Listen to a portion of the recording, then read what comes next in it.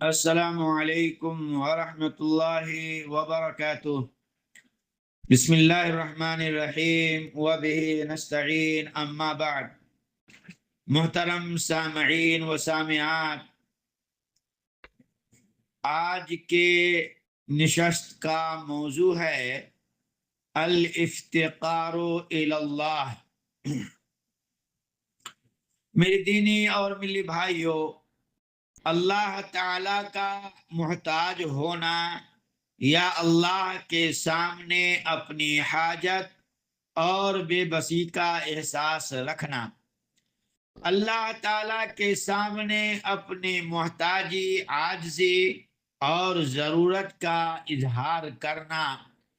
الافتقار الی اللہ سے مراد یہ ہے کہ بندہ اپنے آپ کو ہر معاملے میں اللہ تعالی کا محتاج سمجھے، اپنی طاقت، علم اور وسائل پر بھروسہ کرنے کے بجائے اللہ رب العالمین پر اعتماد کرے اور اپنی تمام ضروریات اور حاجات کے لیے اسی کی طرف رجوع کرے۔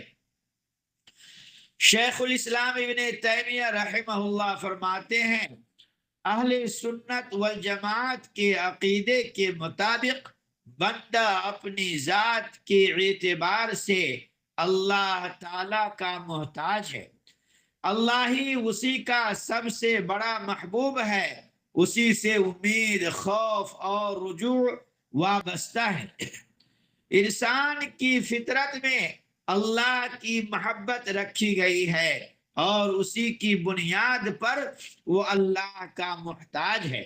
بندے کا یہ افتقار اس کے وجود اور عبادت دونوں میں شامل ہے۔ میرے اسلامی بھائی اور بہنوں، امام ابن القیم رحمہ اللہ فرماتے ہیں، محمد بن عبداللہ الفرغانی سے اللہ کے سامنے افتقار اور اللہ کے ذریعے استغنا یعنی بے نیازی کے بارے میں پوچھا گیا تو انہوں نے فرمایا، جب اللہ کے سامنے صحیح افتقار حاصل ہو جاتا ہے تو اللہ کے ذریعے بے نیازی بھی حاصل ہو جاتی ہے، تو افتقار بھی صحیح ہو جاتا ہے۔ ان دونوں میں سے کسی ایک کو دوسرے پر کامل نہیں کہا جا سکتا، کیونکہ ایک دوسرے کے بغیر مکمل نہیں ہوتا۔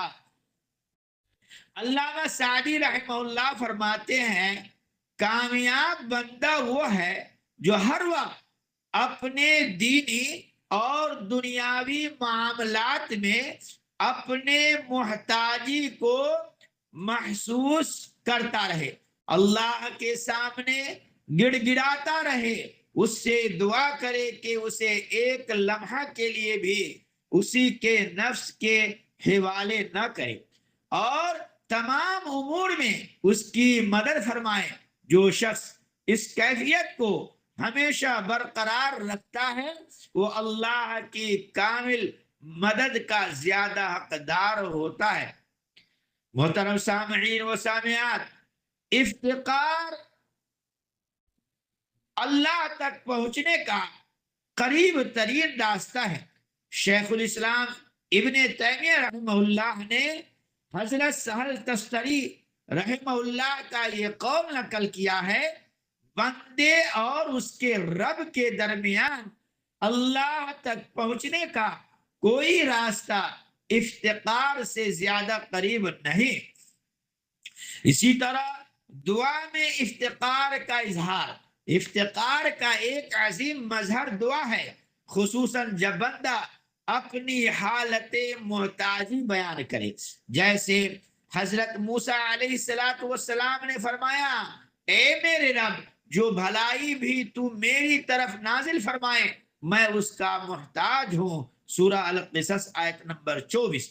اور حضرت ایوب علیہ السلام نے عرض کیا، مجھے تکلیف پہنچ گئی ہے اور تو سب رحم کرنے والوں سے بڑھ کر رحم کرنے والا ہے، سورۃ الانبیاء آیت نمبر 83۔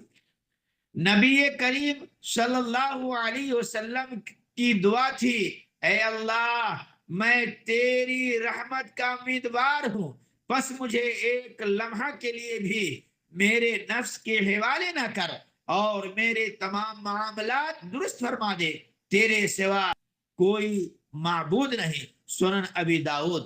ابن القیم رحمہ اللہ فرماتے ہیں، میں نے شیخ الاسلام ابن تیمیہ رحمہ اللہ کو دیکھا کہ جب کوئی مسئلہ ان پر مشکل ہو جاتا تو وہ توبہ، استغفار، اللہ سے فریاد اور اس کی طرف رجوع کرتے، اس سے درست بات کی توفیق مانگتے اور اس کی رحمت کے خزانوں سے مدد طلب کرتے، پھر بہت جلد اللہ کی مدد اور علمی فتوحات ان پر نازل ہونے لگتی۔